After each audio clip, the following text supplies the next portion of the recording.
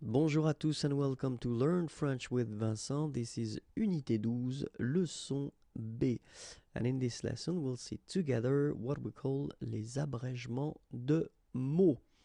And we'll only focus in this video on les abrègements de mots, but well, the words that will end with O or the sound of O. Okay? So let's start now. Un adolescent, un adolescent, un adolescent, okay? And then in most of the cases when people will speak, they will use un ado, un ado, okay? So un adolescent will become un ado. Un apéritif will become un apéro, un apéro, okay? So un apéritif, un apéro.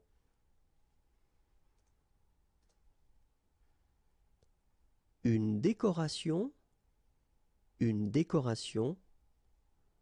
it will become une déco, okay? So une décoration, une déco. Une démonstration will become une démo, une démo. Une démonstration, une démo. Un dictionnaire will become un dico, okay? Un dico. So one more time, un dictionnaire, un dico. Une exposition will become une expo, une expo. Un hebdomadaire, so in that case we're talking about the magazine, un hebdomadaire will become un hebdo, okay? Un hebdo. So one more time, un hebdomadaire, un hebdo.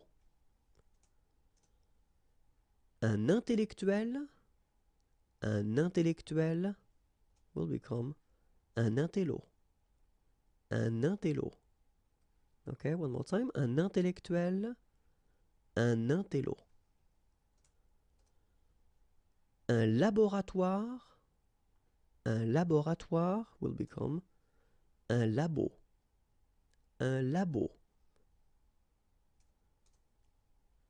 Personnel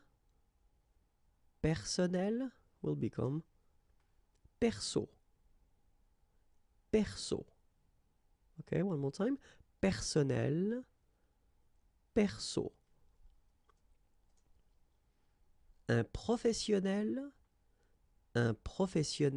will become un pro, un pro.